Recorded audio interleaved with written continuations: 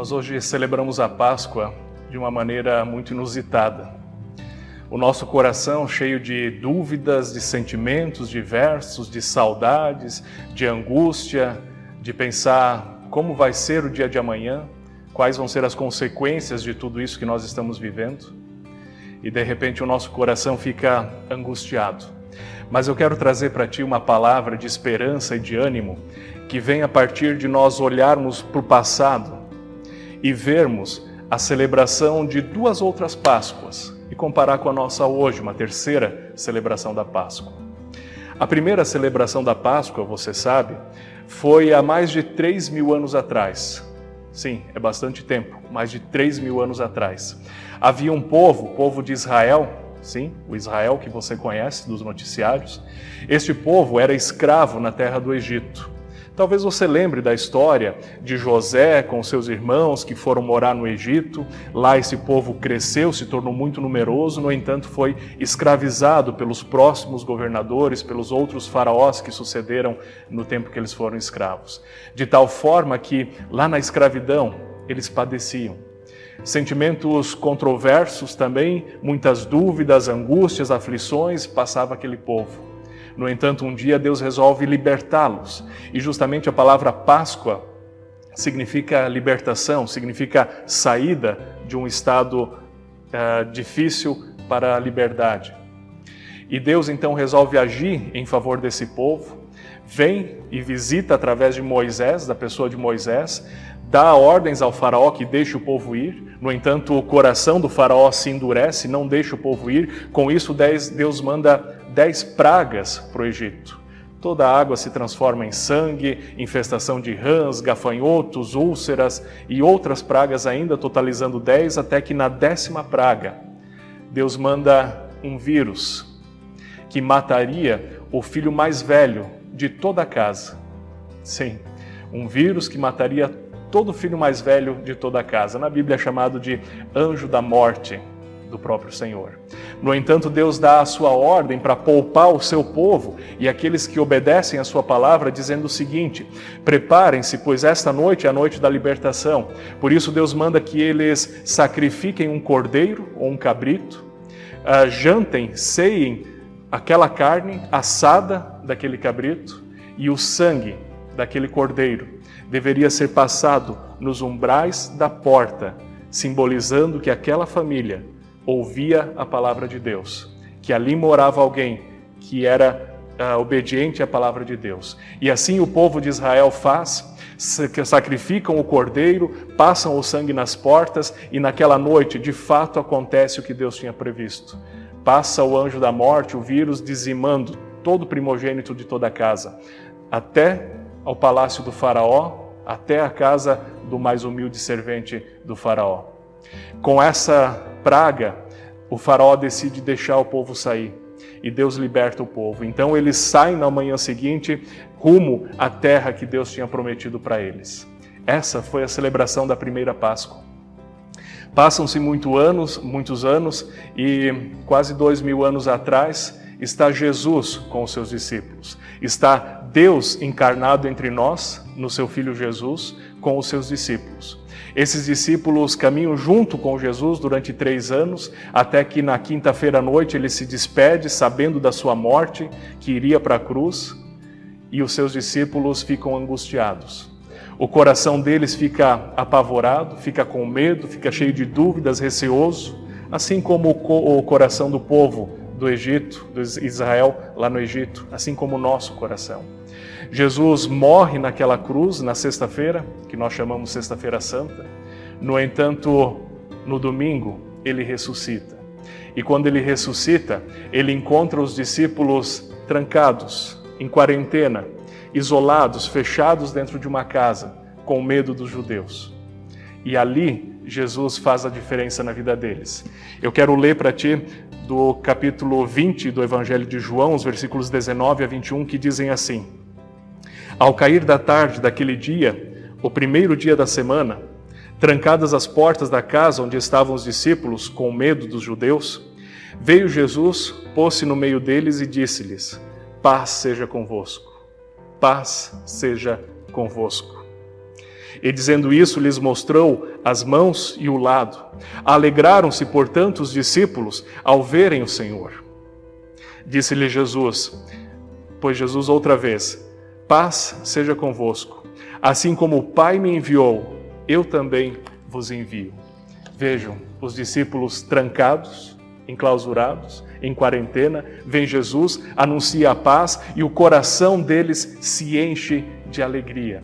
O coração deles se enche de alegria. A paz de Deus é dada para eles. E essa alegria é consequência dessa paz. E Deus diz, agora vocês vão, vocês têm uma missão. Vão pelo mundo, anunciem esse meu evangelho. Dessas duas Páscoas eu quero trazer agora para a nossa realidade, quando nós agora vivemos dias tão turbulentos. E de repente nós nos encontramos assim como o povo de Israel se encontrou um tempo atrás, com medo, angustiado. Nós nos encontramos assim como os discípulos se encontravam trancados, com angústia e com medo. No entanto, Jesus vem e se põe no meio deles. Deus age em favor desse povo. Só ouvir disso já deveria fazer o teu coração pulsar um pouco diferente, em saber que Jesus ressuscitou e Ele está conosco. É sua promessa que Ele está conosco a cada novo dia. Agora, deixa eu te contar um detalhe. Quando o povo de Israel foi liberto da escravidão do Egito, celebrou a Páscoa, eles estavam livres, mas tinham 40 anos de deserto pela frente.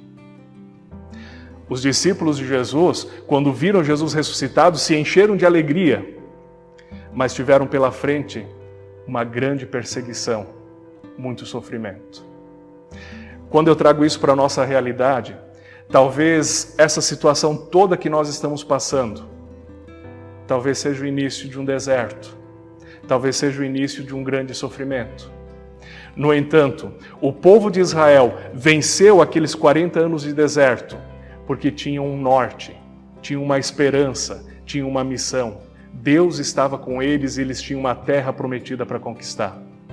E o próprio Deus os guiava durante o dia com uma coluna de fumaça, de fogo, e à noite, de dia com uma nuvem, e à noite com uma coluna de fumaça e de fogo. E assim eles caminhavam, enfrentavam o deserto. Os discípulos de Jesus enfrentaram longos anos de perseguição, porque Jesus estava com eles e eles tinham uma missão. Por isso o que eu quero te dizer é que talvez venham sim tempos difíceis para nós hoje. No entanto, Deus está conosco e Ele nos dá uma missão. Ele quer nos guiar por esse caminho de dificuldade também. Caro amigo, se você sabe da presença de Deus, o seu coração já pode se animar, já pode pulsar diferente. No entanto, mesmo que nós venhamos a sofrer ainda, Deus está conosco, nós temos uma missão. E talvez a nossa missão seja bem peculiar no meio dessa quarentena, no meio dessa pandemia que nós enfrentamos. Não podemos ir ao encontro das pessoas, o que é algo muito inusitado, para testemunhar, para falar de Jesus Cristo. Mas nós podemos testemunhar dele com atitudes de amor ao próximo. E acho que é isso que ele espera de nós. Nós podemos fazer a diferença, sim, como nós estamos, aonde nós estamos, mesmo que isolados, enquanto nós precisamos ficar assim. No entanto, virá o tempo onde nós poderemos novamente estar juntos como igreja, celebrar isso. Nós poderemos estar libertos, celebrando essa Páscoa. E eu não estou falando agora de um dia de Páscoa, eu estou falando de um tempo de Páscoa, de um tempo de libertação. E aí, talvez seja a grande questão, de que durante esse tempo que nós estamos vivendo, talvez Deus esteja querendo tocar a nossa vida e transformar o nosso coração. O povo de Israel não era mais o mesmo depois da sua libertação, depois daquele deserto não eram mais os mesmos. Eles agora tinham um norte e confiavam em Deus, mesmo que com muitas falhas e muitos erros depois ainda na sua história. Aqueles discípulos de Jesus não eram mais os mesmos depois de ter encontrado com o Cristo.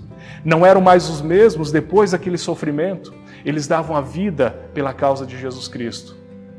E eu sinceramente espero que o nosso mundo não seja mais o mesmo depois de tudo isso. Que nós não sejamos mais os mesmos. Por isso eu espero que Deus use toda essa circunstância, toda essa situação para nos dar a cura, E se nós falamos da cura, especialmente no nosso mundo, nós já falamos do individualismo, nós já falamos da ganância. Hoje eu quero falar da cura da descrença. Eu entendo que o nosso mundo estava bastante longe de Deus. Crescia e cresce o número de pessoas que não seguem a palavra de Deus. Cresce o número de pessoas que não procuram um contato com a fé. No entanto, toda essa situação talvez seja uma forma de Deus mostrar: vocês precisam de mim e eu estou aqui cuidando de vocês. Vocês precisam de mim e eu estou aqui, quero cuidar de vocês. Sabe, dizem que quando o avião está caindo, não existe ateu. Dizem que quando a situação é de emergência, todo mundo apela. Quem sabe Deus use toda essa situação para nos aproximar dele.